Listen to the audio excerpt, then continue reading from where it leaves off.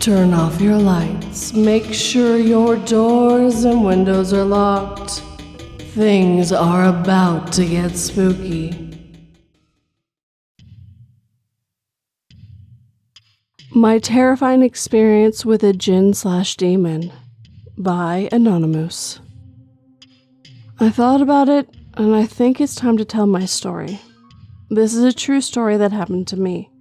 I'm not here to prove to the skeptics, just to tell my story. Those who have experienced anything similar will know that this is possible. Before this encounter, I didn't have any experiences with Jinn, and I had no idea what they were capable of. I'm going to tell my story now, but it will be long. It all started when I was 13 to 14. I'm 21 now. I used to watch ghost shows for fun as entertainment, but I never believed what I saw could happen to me.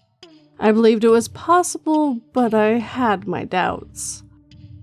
One night, I did something dumb. I was so curious about the existence of jinns that I sat in prayer one night, and after I finished my prayer, I called out to Allah and asked Allah, God, if jinns are real, let me have an experience of my own. I said something along those lines either way. I was asking Allah to prove their existence to me.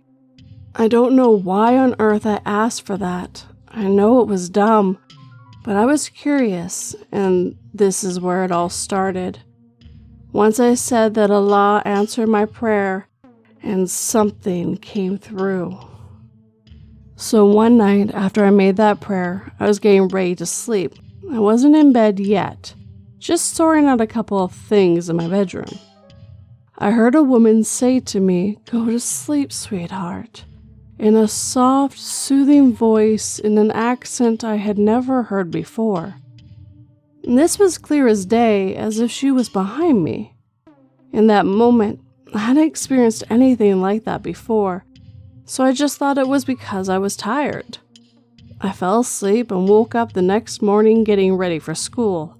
I was happy, I was putting on my clothes, and when something came up to my ear, my left ear, and started speaking in a deep, guttural voice that no human man or woman could ever make. It was speaking in a language I had never heard in my entire life. In that moment, I didn't understand what was happening. I was frozen in fear. It terrified me. All I know is that as soon as it was done, I went frantically to my mother, and everyone was asking me what was wrong. After that incident, I started to feel something watching me. I felt it more than I was alone. It was uncomfortable to be in a room alone. I always had this creepy, scary feeling at certain times of night. It was almost like it was the perfect opportunity for this thing to attack me. One night, it was one of those uncomfortable nights, so I lay in my bed listening to the Quran with earphones when this thing came up to my ear again, blocking the sounds of the Quran playing in my ears, almost as if it was completely muffled out my earphones. Then it began to speak in this deep, low, guttural voice in a language I can't understand. It freaked me out. I was shaking and scared. One thing about me was I stayed on my prayers and I read and listened to the Quran constantly. But if I ever missed my prayer, this thing would come for me. It was almost like it was an opportunity for it to come after me. It hated prayers. One time when I stood up to prayer on my own, I said Allahu Akbar loudly, and this thing screamed no in a high-pitched voice. This jinn would also constantly growl during the night at the bottom of the stairs like an animal. I'm going to tell you the last 3 experiences I had with this jinn. One night, I went to my cousin's house, and this house was mainly full of female family members. The only male was a boy who wasn't older than the age of 7.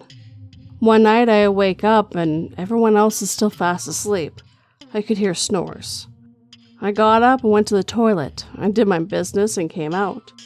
Bear in mind, in Islam, you're supposed to say a dua, a prayer of protection before entering the toilet, because there are evil jinn that love living in the toilet. I didn't do this. When I came out, I heard this jinn laugh at me with its unnaturally deep voice and say, "Anonymoose, I can see you." Almost like it was singing, you know, in horror movies when kids sing in a creepy way. Yes, like that, but imagine a deep, dark, demonic voice. I went back to the room, terrified, thinking about what just happened. The only thing that comforted me was that I wasn't sleeping alone in that room. Shortly after this experience, I went down to the kitchen late at night to get some water. I had the same feeling again, that something was watching me, but I ignored it. It was common at this point. Just before I got to the stairs, I looked at the corridor leading to the living room. The light in the kitchen was still on, which gave me some illumination. Bear in mind, the living room door was wide open, so I could see into it. When I looked in, I saw a tall, dark figure, darker than the room, walking through the living room. It reached the ceiling. That's how tall it was. He had a dark top hat on, and I couldn't see any features on its face. It had what looked like a long, dark jacket that reached above its feet. It walked through the living room, but the direction it was walking towards was just a wall anyways. I didn't want to find out where it went. I went up the stairs to my room. One of the final experiences I had was, I was asleep one night. I woke up to a hand touching my feet. I felt fingers wrapping around my ankles, like I felt each individual finger slowly wrapping around my ankles. Everyone else was asleep, and when I looked, no one was there. Eventually, it all stopped the same way. I asked Allah to show me. Allah removed this thing. And this was a couple of months to a year. But when it stopped, this jinn never came back. Update. Some of you guys are weird as hell. This happened to me when I was 13 to 14. If you read the post, you would know I'm 21 now. Happy and healthy, thank God.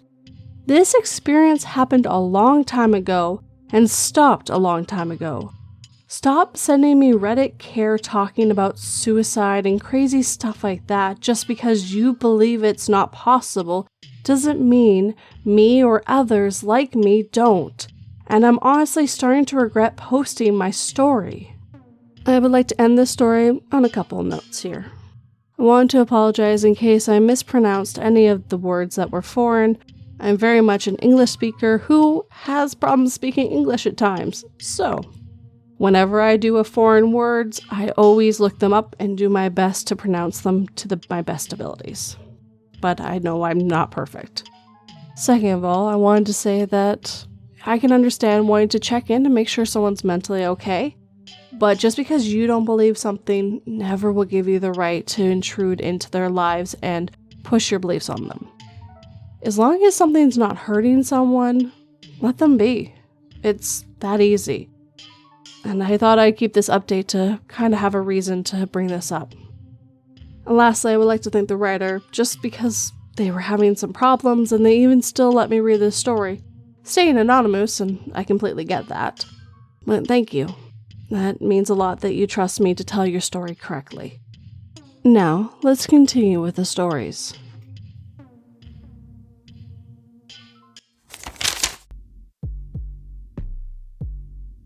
"Men, plug your ears with wax," said Odysseus, "and tie me to the mast, that I might be the first man to hear the beauteous song of the sirens, and live." Later, as the crew cut down their captain's body, wide-eyed terror frozen in his lifeless eyes, and cooling blood trickling from his ears, they knew that no man could.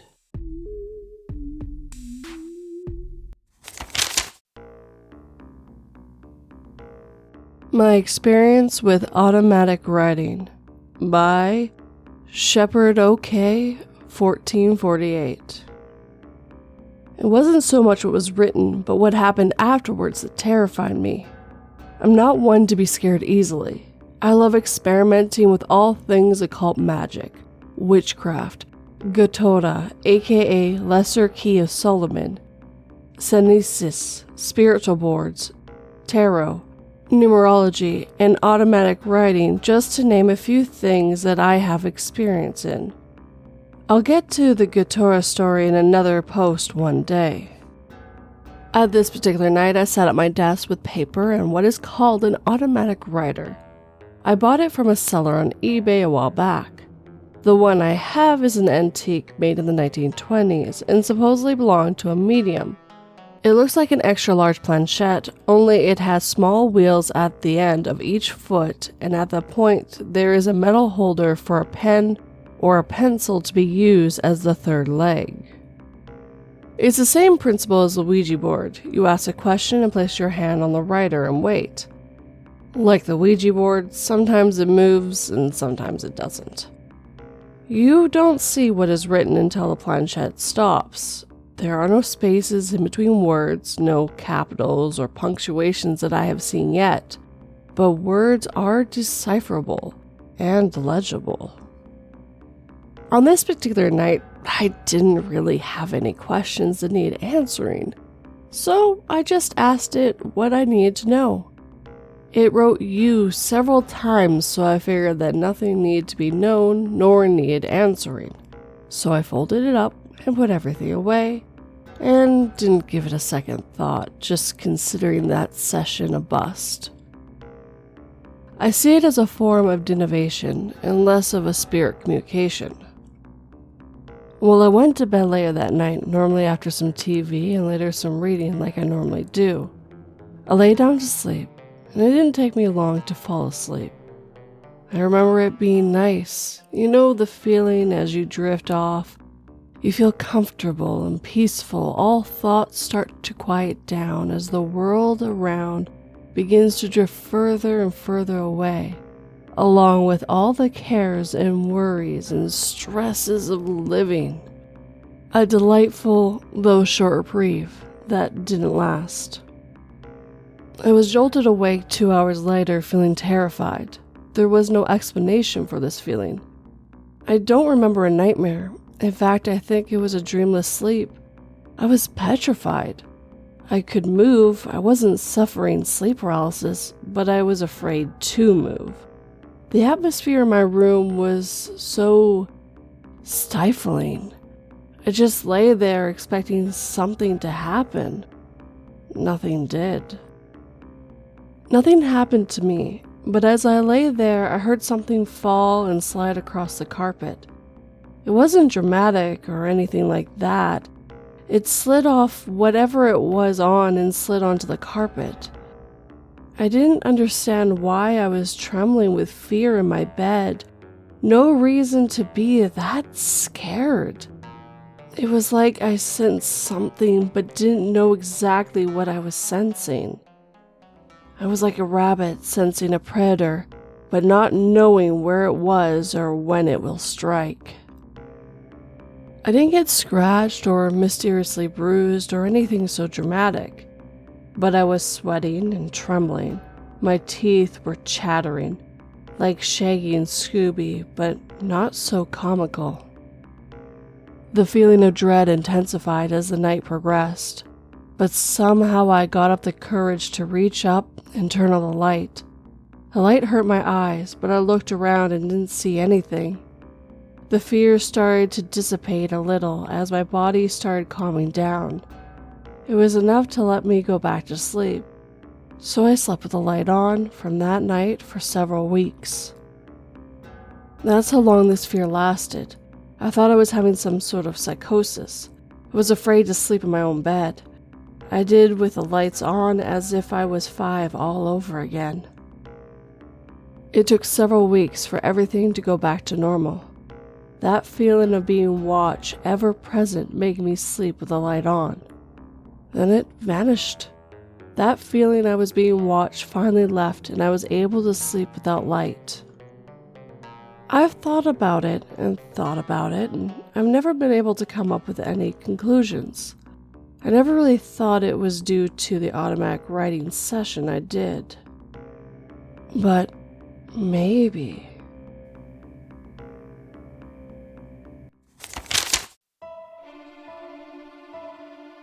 Due to ongoing efforts to eliminate illness, we regret to inform you that your household qualifies for mandatory euthanasia. The state can provide this service to you for a nominal processing fee, or you are free to select an alternative methodologies.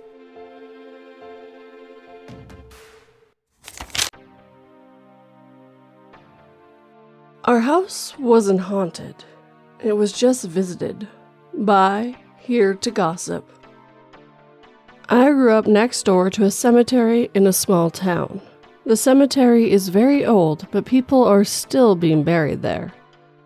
There were definitely a lot of strange and unexplainable things that happened to us. My parents worked until 6 p.m., so my brother and I would get off the school bus between 3 and 3:30 and would be home alone. Every day we get off the bus, we wait until the bus left, just standing at the end of the driveway. It was quiet. We casually walked into our house and go about our routine. On the other days, we hear voices coming from our backyard. It sounded like children laughing and playing, but there were no other houses nearby with kids. Our house was surrounded by cornfields and the cemetery next door. It always made me feel uneasy and nervous. My brother would act like it didn't bother him, but I know he felt it too. We stopped checking the yard for children and just ran inside after a while. There were no kids in the yard, it just sounded like it, almost every afternoon. My brother's night terrors were getting worse. His screams would wake us all up in panic, thinking someone was hurt or worse. I asked him one day if he remembered what he dreamt about. He told me that he screamed just so he could move. He'd be paralyzed facing his closet, where his clothes would turn into bodies hanging from nooses. Always the same people, just hanging there and looking at him. Another terror he had, a man would appear in his bedroom door, walking to the window across the room and stand there before slowly vanishing. The man would reappear at the door and continue this cycle until my brother would scream himself out of it. Years later, I remember coming home late one night. My parents were out and my brother had all the lights on in the house, the TV on, music on, everything. I found him on the floor trembling and crying. After I calmed him down, he told me that there was something in the basement. I looked over and he had the door blocked with one of our dining room chairs. I told him to stay there. I'll check it out. I moved the chair. I opened the door and looked down the stairs and saw it too. At the bottom of the stairs, there was what looked like a girl. She was on her hands and knees with her long hair covering her face. She was looking down at the floor, but facing the stairs. I was able to muster up, "Who is that?" or something like that. And her head flipped. I mean, it flipped up. It was not human movement, and I didn't stand there long enough to get a good look at her face. I grabbed my brother and told him to get in my car. We left and didn't come back until we knew my parents were home. We never saw that one again, but she has stuck with me.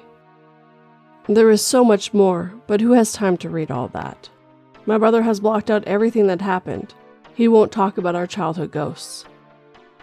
I learned later on the cemetery is having issues with new burials. The bodies have been shifting underground and the maps the town had are inaccurate. When they go to dig up a plot, sometimes there's already someone buried there. For a jest, I looked at my parents' house on Google Map and our driveway sits right over the cemetery according to the map.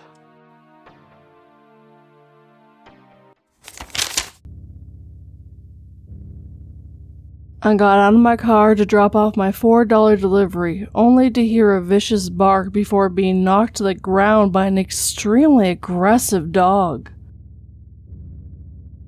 my customer came out of their home, and upon seeing me under attack, they walked past me and grabbed my delivery bag before returning inside as their dog mauled me.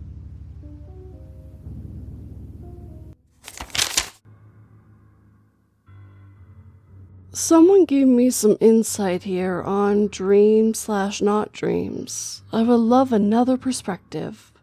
By Nahobiwan. I apologize for the long post. I'm a Baptist minister, and this did happen. I know how I feel about all of this, but I want some outsider perspective here. My name is Nate, and I work at a factory in Virginia that uses a lot of temporary workers. So there's a constant rotation of people that cycle through. We have all kinds from all kinds of different walks. It was in 2011 or 2012 that I met a young couple that I will call Ben and Lisa. They were both younger, 20 to 21 years old, and they had moved here from New York. Lisa had lived with her father her whole life, and he had found her mother online and reached out to her. They moved down to Virginia to both meet her mother and to leave behind some of the troubles they had gotten into in New York. Lisa was a practicing witch, and upon meeting her mother, found out that her mother and grandmother were both also involved with witchcraft. For reference, I'm a Baptist minister, and I always found a minute to bring up faith in conversation. Not an overly pushy way, but more of a general question. And if they wanted to talk more about it, that was fine. And if not, well, that was fine too. I wasn't going to be annoying about it. We were already stuck at work, and that is annoying enough for all of us. Ben was interested, and over the course of the few months we worked, we had a few conversations about my beliefs, his beliefs, our backgrounds, and we became pretty good work friends. Lisa worked in another part of the plant, in a place where they had a lady who was a practicing witch, and there was some bad blood between the two. The other lady was someone that my wife grew up around, and she knew us pretty well, but we never fully trusted her. She had been in a relationship with my brother-in-law for a while and treated him pretty horribly. I only bring her up because she plays a small part in what I'm about to share. I was up late washing the bottles for my son, who was a baby at the time. I let my wife go to bed, and I stayed up to take care of the bottles and get things ready for the next day. She kept the baby all day, so I figured that it was a fair trade to help her out with all that stuff. I finished about 1 a.m, and I went to bed. I was asleep, almost asleep. I don't know, I felt something slide across the top of the blankets from my left foot across my body and came to rest on the right side of the bed beside my head. I heard a voice. It asked, "What if you looked over and your wife wasn't your wife, but Jan, the other witchy lady at work?" My response was a calm and peaceful, "I would kill her." No idea why it was that extreme. And in my sleep/not sleep, I reached out and grabbed whatever was there, and I tried to strangle it. Then the thought crossed my mind, "You're killing your wife, dummy." I woke up and still laying on my stomach, but all my muscles were tense. I was gritting my teeth, and I was uneasy. My wife was still alive, sleeping peacefully beside me, and I hadn't moved since I laid down. I shook it off and glanced at the clock. It was 1:30 a.m. I had to get up soon for work, so I went back to an uneventful sleep. The next morning at work, I was going to lunch when I saw Ben. He looked pretty rough, so I asked him if he was okay. He stopped and looked at me and waited for some people to pass by, and he told me he hadn't got much sleep last night. I asked him if he was sick because he sounded pretty hoarse. He pulled the collar down on his coat and showed me his neck. He had a very deep purple bruise on his throat. I asked him what happened, and he told me the story. I was asleep in bed and something dragged me out of bed and tried to kill me last night. It was choking me to death, and while it was my girlfriend said, I was growling and something was growling in the room. There was a voice in my head that said I had 1 week to leave the house or it would kill me. Lisa ran and got her mom, and she left the room. It let go. I asked him about what time it was, and his answer stopped me in my tracks. It was about 1:30 in the morning. When I told him that at 1:30 a.m. I was trying to kill something in my dream/not dream by choking it to death, he was just as disturbed as I was. He asked what it meant, and I told him I didn't know, but if we had a chance to talk later, we should, and see what was up. About 2 hours later, I went and got him to help me do another job in the factory, and as soon as I asked him to come with me, I felt something I will never forget. It felt like something was standing right behind me, something evil. I was instantly nauseous and was chilled and felt feverish at the same time. My palms were sweaty, which hardly ever happens to me. It felt evil, wrong, like it did not like me speaking to Ben. As we worked trying to piece things together, his girlfriend kept coming out and she was acting super sketchy. She kept whispering in his ear and kept staring at me all weird. That evening, I went home with no answers and it was done until early Friday morning. I was in the kitchen washing bottles again. I was almost done when I had a visitor. In the dark kitchen lit by only crappy small fluorescent bulbs, I felt something slip behind me. It was that same exact thing that happened when I was at work. Breath on my neck, feverish, chills, sweaty palms, and nausea. I checked the bottle in the sink and told the spirit that it did not belong in my house, that this was a Christian home, and it had no place here. Then, as calm and cool as I could, I turned and walked as fast as I could to the bedroom without looking back. I said a prayer for Ben because the last time I felt the presence was when I was talking to him. I felt like he was in danger. I'm not sure what happened exactly, but I found out at work the next day. The previous night, Ben, at around the same time, decided to convert to Christianity. He said that whatever had been bothering him had left. I have no idea what any of this meant or what caused it. I have questions if it was his girlfriend, maybe she didn't like the influence I was having and tried to stop it. Or if it was the other girl that my wife knew trying to cause the two of them, Ben and Lisa, issues, and somehow I got dragged into the middle of it. I do know that it was more than a coincidence, and whatever it was that caused it hasn't been back around.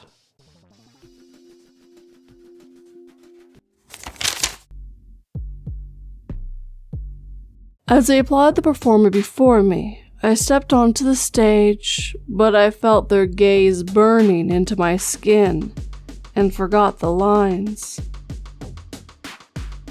I looked at the 6 heads on a stake of those who failed before me, while the crowd stared at me in silence.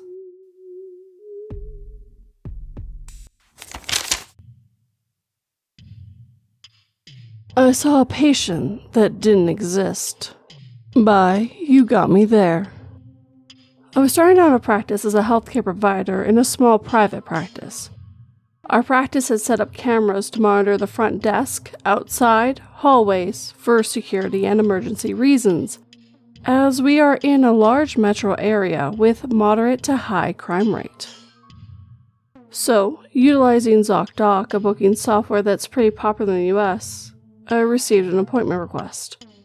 The way these work is the software checks to see if there is a provider with an available slot, and shows it to the patient on the other side, and they pick both the time and provider they would like to see given the options of time slots available.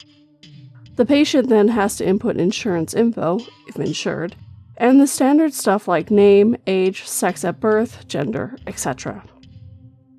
The first thing that seemed weird to me was the appointment request had no insurance listed. Only a name, a private relay email, and a weird international number. For the sake of HIPAA, I will call this patient JD. HIPAA stands for the Health Insurance Portability and Accessibility Act of 1996. It's an American law. So the next red flag, the appointment is never confirmed via phone. It is during this confirmation call when we discuss showing up early to fill out forms and such. JD, however, shows up filling out their forms. As I read the chart, I notice they left certain fields blank, very important fields such as emergency contact, place of employment, job, maternal, and paternal history. Regardless, we proceed to go to the exam room. It's fairly normal workup or initial exam. Think of it as your annual physical, but without any abnormalities, which made me wonder why this person made an appointment in the first place. I mean, it's very weird that a person would come for the doctor's appointment without having at least one abnormality.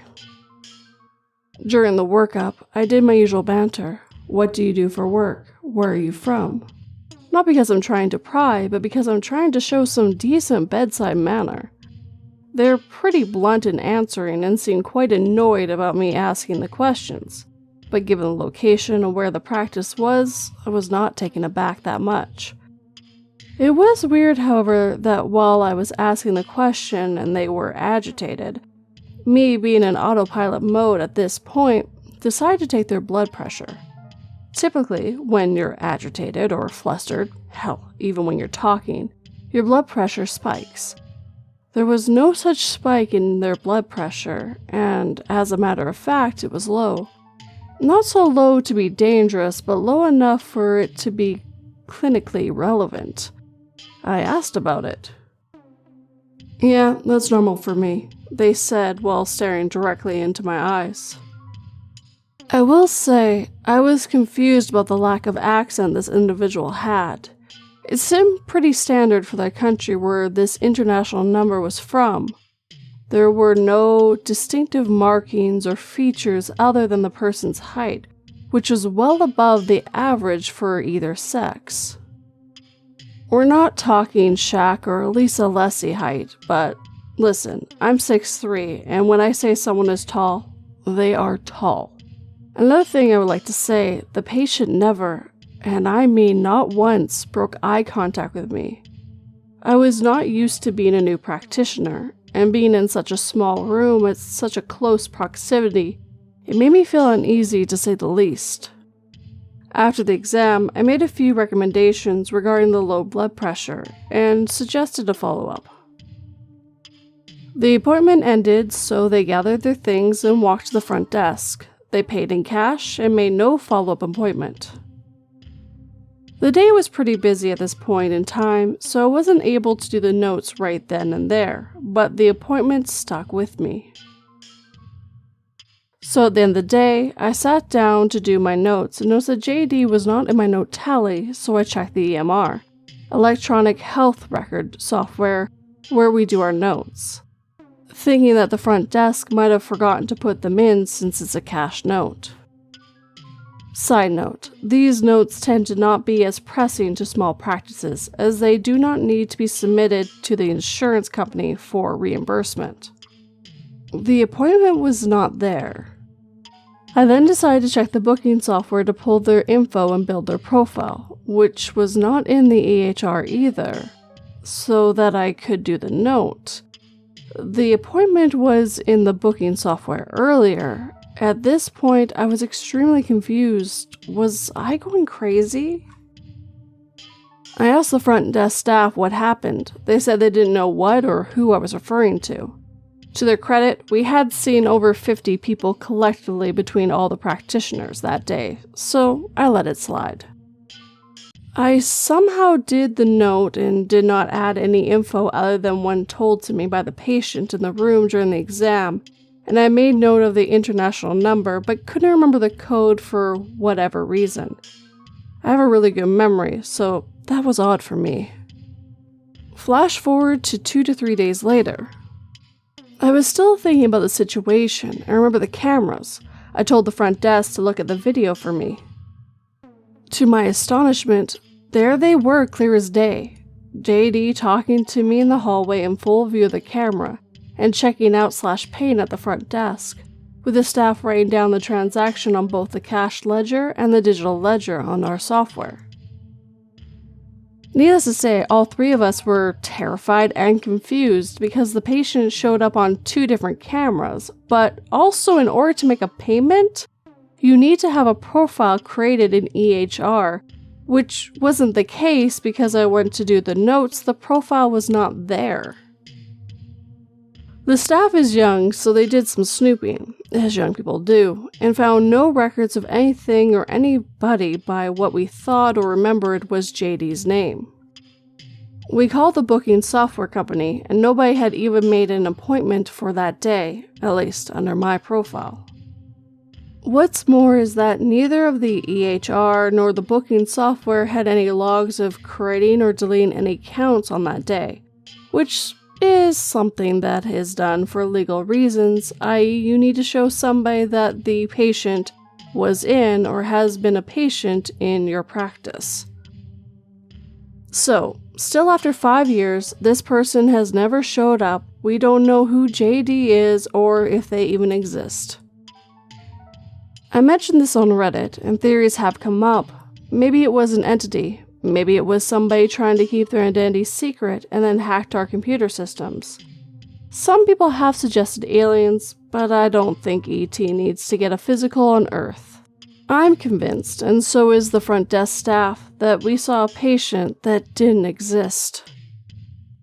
For this and other reasons, I have since left the practice, and the question of who or what JD was remains unsolved.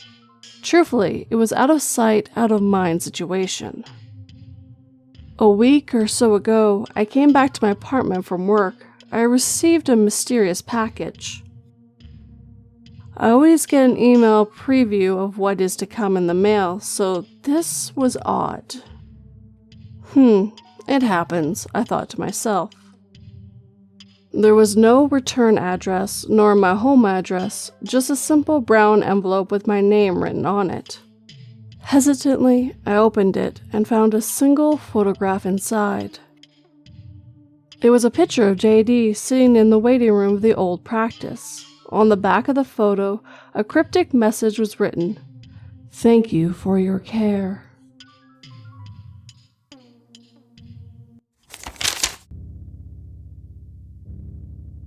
As a politician, I work myself hard for the people, pushing through important environmental and workers' rights laws.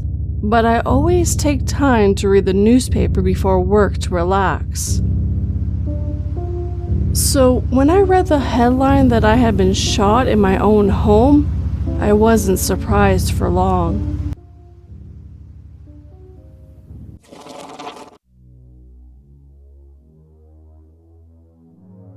And with that, my friends, our time together is coming to an end.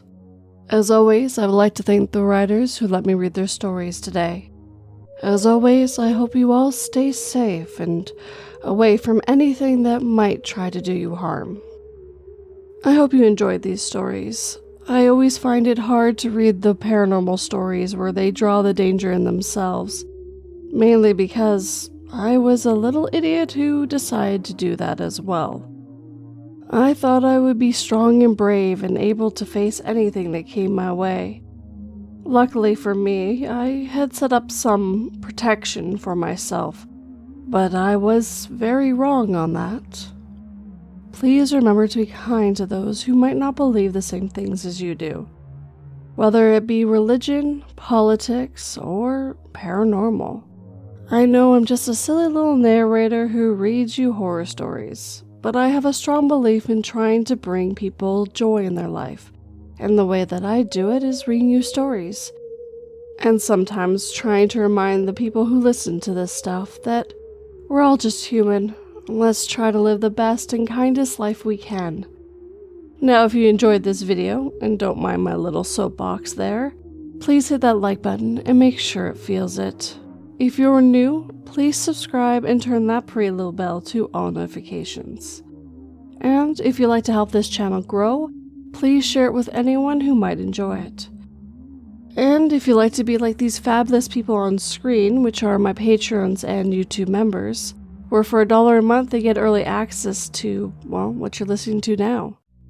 And if you like to buy me a coffee or just do a one-time donation-like thing, I do have PayPal and Buy Me a Coffee. And if you'd like to get something with my cute little avatars on it, I do have some merch as well. All the links are down below for easier access, including the ones to, well, my social medias. Last but never least, I would love a comment, but I gotta get you that Sunday word first. On screen right now is everyone who used last week's Sunday's word. As always, guys, thank you so much. I really enjoy reading these and seeing where your creativity will go with the words. On to this Sunday's word, which is exception. EXCEPTION. So, leave me a comment down below using this word and you'll be in next week's video/photo. But as always, guys, thank you for watching and listening. It really means the world to me. Sleep tight and don't let 42 bite.